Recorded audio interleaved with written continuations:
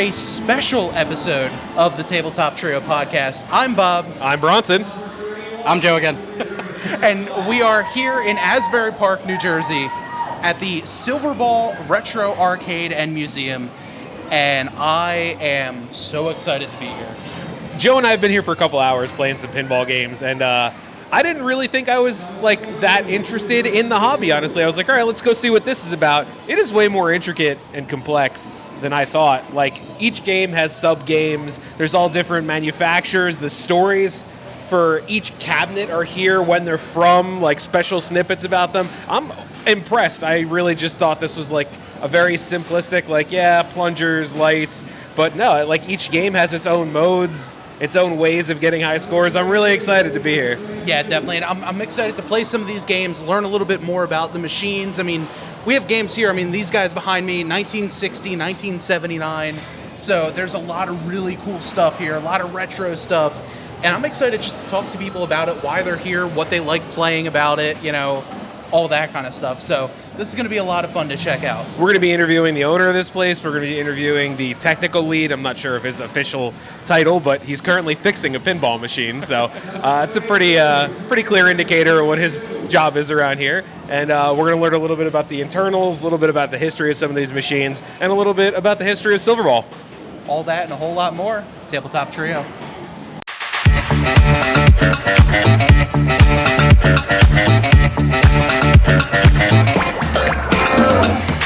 I'm here with Taylor here at the Silverball Retro Arcade Museum. First of all, how great is this place? It's amazing. It's like you step back in time and you basically see so many things that you grow up with your childhood in. And especially the pinball machine is I always love it a lot when I play on the window computer in the past. So now, you playing it in real life, and I go back to the arcade game again and again because of this. Oh yeah, and what is do you have a favorite machine here that you love playing? I think that the basketball machine and also the air hockey is the one that I like the most because I'm a the Devil, New Jersey team player. So that's why for me that's the best thing. Okay, very nice. So when you're coming around and looking at the different games and all that kind of stuff, what's it like kind of going back and playing a game from 1966 right next to a game from the mid 90s? That's got to be a pretty cool feeling, right? Yeah, because there's a different mix-up game and different mix-up machine and so on like that, so you can see the differences between different eras, how do they go, and how the machine evolutions go throughout the times as well. So it's a great experience in general. Oh yeah, for sure. Well, hey, thank you so much for chatting with us, and enjoy the rest of your day. Absolutely, enjoy your day.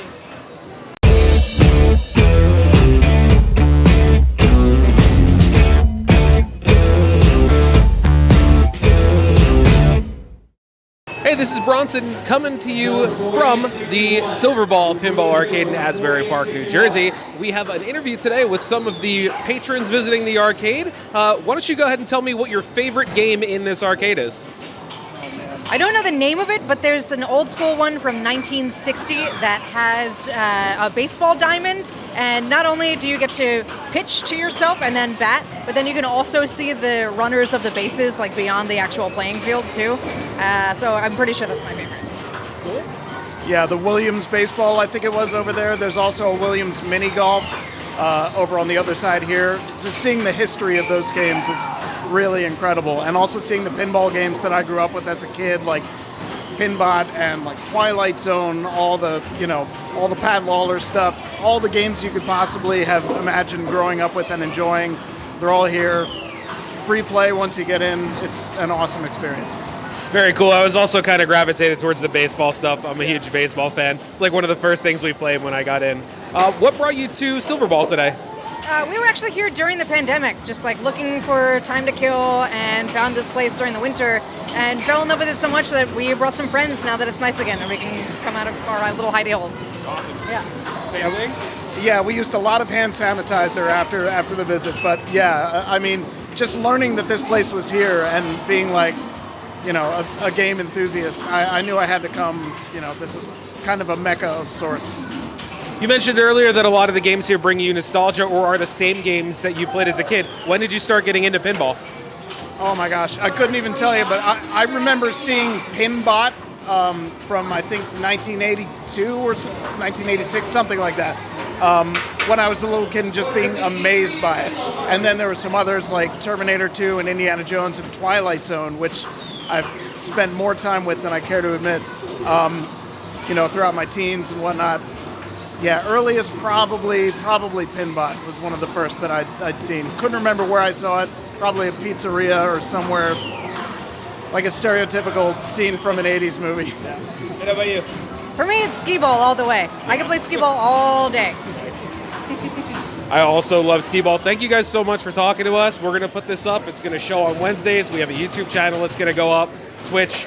There's a million places you can find us. You can scan the back of our shirts. We have the code on there. And thank you again.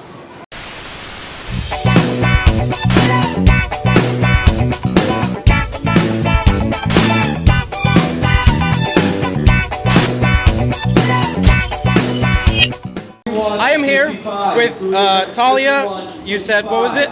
Sophia and Olivia at Silverball Museum. They have been running around and playing games all day. Which one has been your favorite games? My favorite game is the NBA game. The NBA game? The NBA game, too. Also? The Harry Potter, the Addams Family. Really? What has been like your most fun thing doing here so far? I know a lot of these games are really old and you guys are really young. What has been like the coolest part? I like doing like these games and seeing like how to like control the thing on each side. It is really cool. What about you? I like how it's so retro and everything, and it just looks really cool. No pressure. Number 51 and 55, your crew is here, 51 and 55. You good? That's fine. So, your dad brought you here. Did you guys bug him to come here, or did he bug you guys to come here? He bugged us to come here. So he's the one that wants to play? I got you. Well, thank you so much for taking some time and talking about your favorite games here.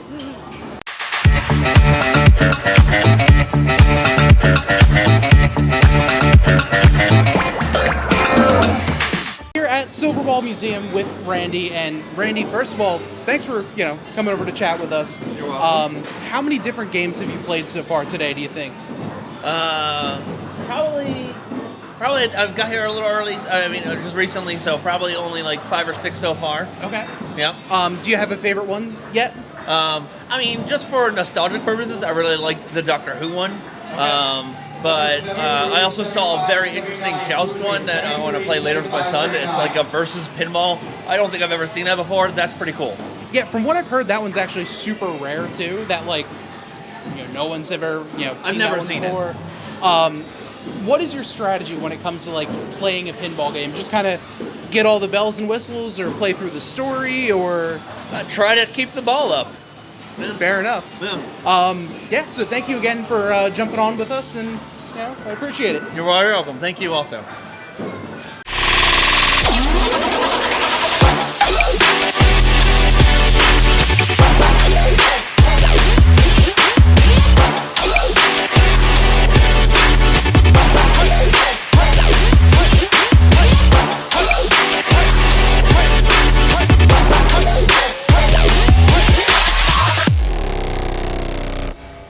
Hey, welcome back to the Tabletop Trio podcast. I'm Bob. I'm Joe.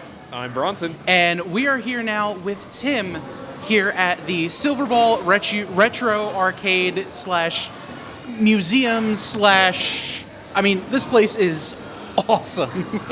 I've only been here for 8 hours. 11 hours. It's been so much fun. I think I hit every game. Well, no, I think there's still, with 11 hours, I still don't think I hit all of them.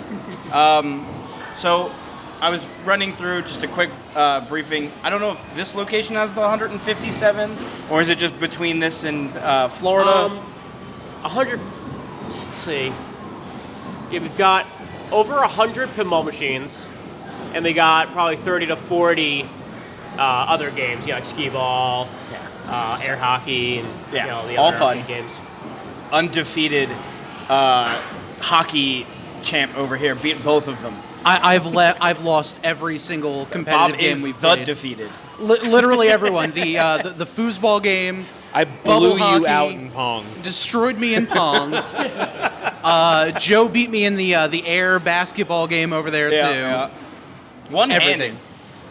Everything.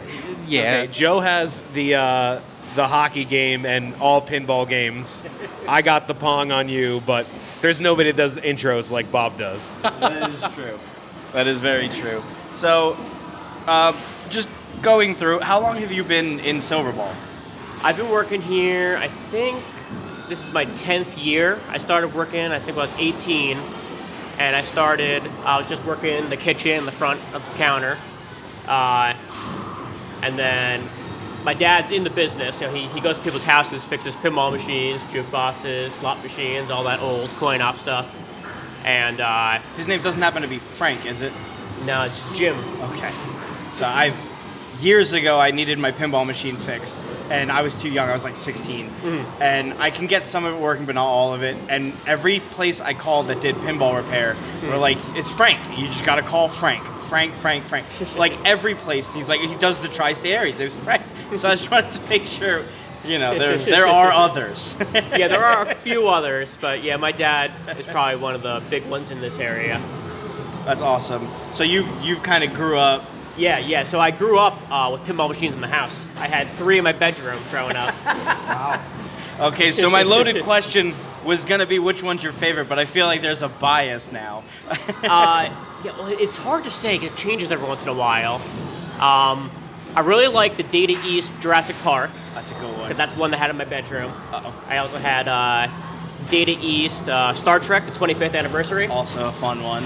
I also had Joust, the Joust pinball, which is a rare one. Yeah. I wasn't really a fan of that one, though. Like the double one yeah, over the there? head-to-head, that's like a tabletop one. It's not that fun. We didn't get a chance to play it.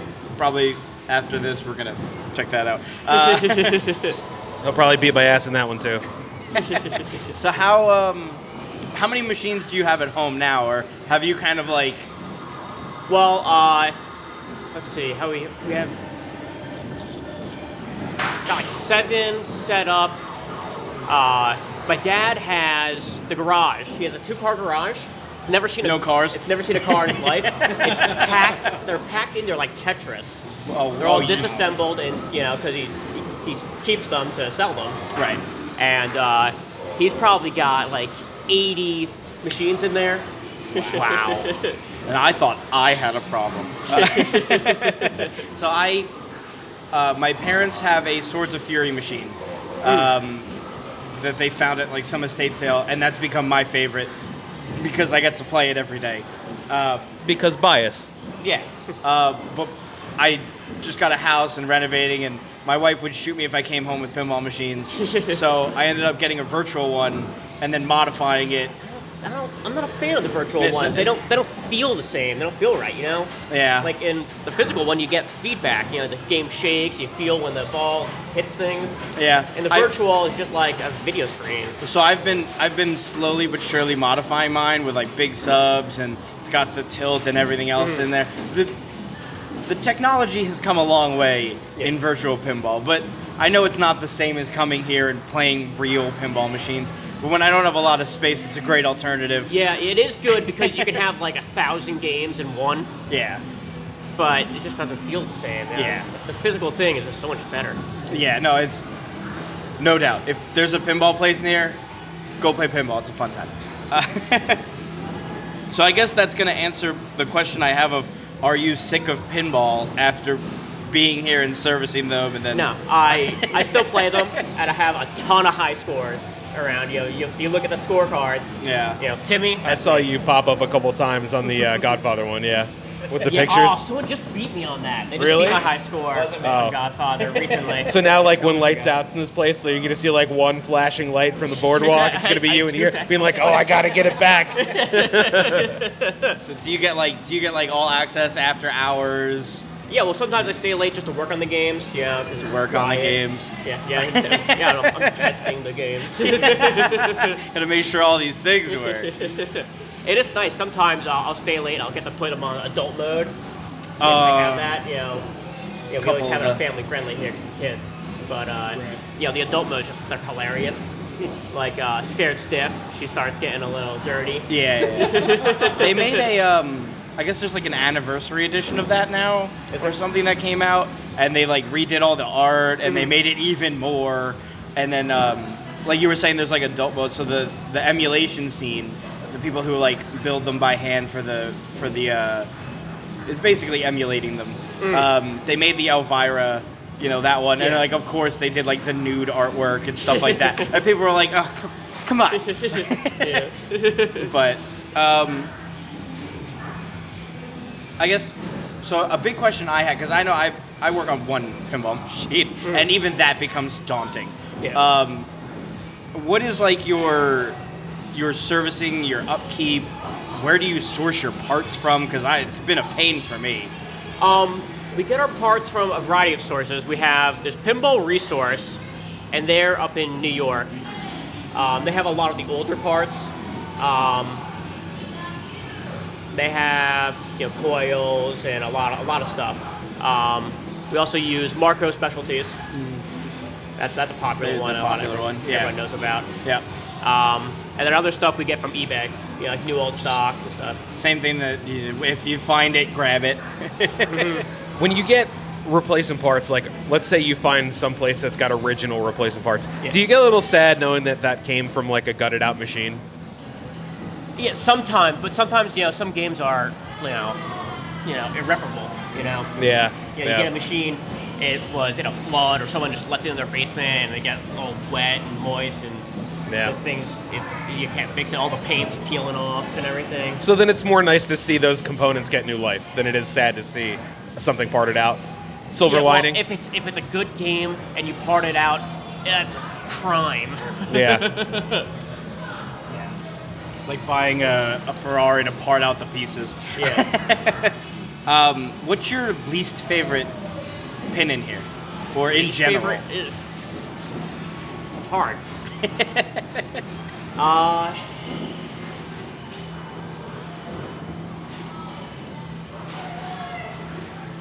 It's hard to say because we all we have are good games. Yeah, I know. I was we have going the cream through. of the crop,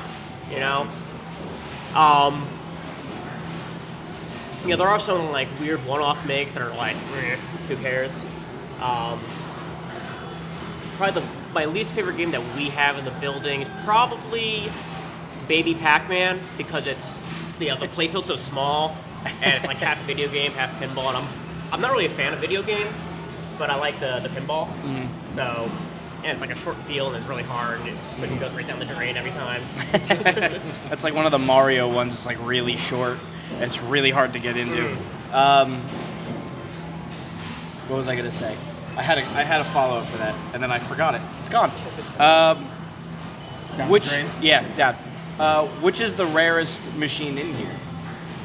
The rarest at the moment that we have is Red Max. And it's right over there. It's how many were made? I think it was like it's either 40 or like 70. I think it's 70 that were made of that one. We also have in our collection, it's not here, it's down in Florida, is Big Bang Bar, which is another rare one. And that one's fun. I love that one. But we sent it down to Florida. So, I know I was going over with these guys, like, pinball machines weren't made like arcades were. They didn't make 500,000 units. They were basically small shops. Even like the big ones were small shops, making like a couple thousand. Like my Swords of Fury, I know only 5,000 were made, and it's from the 80s, so I'm sure not all 5,000 still exist. I found one in Krakow, Poland, because they have a pinball museum under the city, which is the coolest thing ever. That's cool. And they had one there, so I was like, I know where two are. And then like they got Jersey Jack over there, which blew my mind, because I was like, wow, we got Jersey out in Poland, let's go. Yeah. Do you know, like the guys at Jersey Jack? I know that's also a relatively small shop. Yeah, well, they seem to be growing. They thankfully they moved out to the Chicago area a few years ago. Yep. They used to be right here in Lakewood. Really? And that was so convenient. I needed a part. I could just drive and grab it. A couple exits down. how have you seen? Because you've been here a long time. How have you seen the growth or decline of pinball? Has it been growing in popularity? It seems like it's been growing because we were basically the first place to open up that had like the hourly pass to get in. Yeah. And people have been catching on with that because now there's like Barcade. Yeah, Yestercades do Then it. there's Yestercades does that. There's Starcade that's down by Atlantic City in the Hamilton Mall. There's that other place that's in the Showboat. I forget the name of it. Oh, it's in the Showboat? Yeah, it's in the old Showboat. Wow. Is that the thing that they were turning into a water park, or was that something else? I haven't been down to AC in a really long time. We were at a wrestling show in AC. That was the last time I was there. Like a year and a half ago. I feel like it was longer than that. What other questions do I have? I think that's a lot of the big ones that do you have any? Yeah, I mean, aside from, obviously there's a lot of like really cool, unique ones. Like there's the Hercules one that's built basically off of a billiards table and uses a billiards ball. Is that like one of the more unique ones that you guys have, or what are some other? That one is very unique because it's just made to be gigantic, and you're playing the game like this, and everything's big on it, and it's fun for that gimmick. Yeah. But when you really get into it, there's not much to it. Other gimmicky games would be Joust. That's interesting because it's head to head. You have one person playing on one side, another person playing on the other side. What's another gimmicky one? Are there any games that are like a nightmare to fix when they go down? Well, Hercules is kind of a pain because it's gigantic, and when I have to slide that glass out, it's a big plexiglass, but it's this wide, so you have to like Really get bring in it there. to the side of you, and if you want to work on any of the parts in the game, it's got bomb bay doors on the bottom that open up like that. Oh, wow. And you basically go underneath like a car mechanic. That's hilarious. When it comes to the servicing the game, you guys have years and years and years. There were some from I think the 50s or 60s, then you all the way up to like the Jersey Jack of 2023. Yeah. I know the games are vastly different to repair. The older games are the slower games, just inherently that's how they were made. When you notice those parts are getting like slower, like the flippers can't really push the ball anymore, do you just kind of like, it's age, it's supposed to kind of, or is it like that's on the list of? Well, we like to keep everything juiced up, Some of the games have high taps, so you can give it more power, and the old Gottliebs they make they're called red dot coils, which have a little more juice. There's red dot, yellow dot, and I think orange dot. There's different levels for the flipper coils, and that'll give you more juice in them. Some of the pop bumpers, if it's like an old game and they're really kind of slow, I'll unwind some of the windings to reduce the resistance, and that'll give them more juice. Really? You just gotta be careful how much you much unwind. you unwind. You'll short the thing. Just send it. I know I was playing a couple games and I was like, I don't remember that being this hot. I like it. Yeah, our owner likes it run real fast. Run fast, yeah. I mean, that's how I like the games. You have one that I saw in Williams. So Williams, I have the Swords of Fear machine. That's a Williams machine. I am biased. I love all the Williams games, but they were so out there in like the late 80s, early 90s. Their games were just wild. And you guys have the one where it's like a dirt bike uphill. So like the play field on the top is the dirt bike ball that you have to shoot up. That's one of my favorite games. Yeah, Bonsai Run. Yeah. It's just so cool because it's got that vertical play field in the head. Yeah. I was like, that is the coolest. And I was like, who makes this thing? And I saw the W. Of course it was. It was always weird. If there was like a weird pinball machine that you were like, what? It had to be, there was a W somewhere on it. Are there any like other companies that made like weird, even like now, are there any like weirder ones coming, like weird concepts? Not Not that I can think of, because there's a few small companies like American Pinball and Spooky Pinball, and most of the games that come out are like based on a theme, like Rick and Morty, or there's like a lot of rock bands that they do. I wanted the Ninja Turtle one so bad, but it was like 15 grand. I was like, can't do it. No, put it away.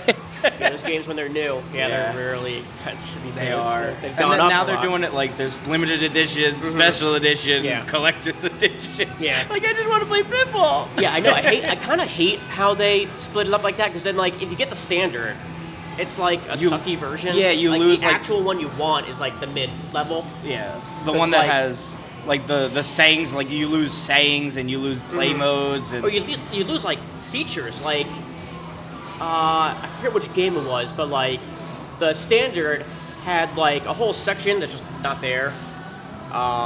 There was they had the kickback. There's no kickback unless you get the mid you level. legit just lost. Yeah, it just doesn't exist. Yeah. That's wild. Oh, you know what? Yeah, Guns N' Roses, the standard edition doesn't have that upper playfield.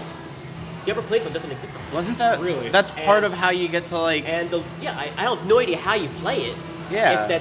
Because I was playing that. I actually got the #1 high score here today. I've never actually seen. I've never seen the standard. I've only seen the pictures, online, but we got the limited. And I can't imagine playing the game without having the guitar lock or any of that. Like the multi-ball was, everything was. That's weird. Yeah. That's so wild that like even pinball is evolving to like basically DLC, but not really. Do you have any other questions? No more for me. Yeah, I'm all good as well. I really do appreciate you guys having us come out. Like, this was so awesome.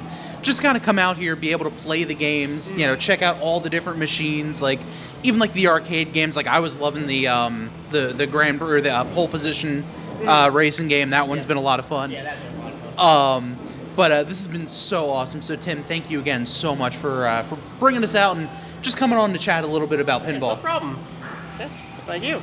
Thank you so much. So this has been another episode of Tabletop Trio.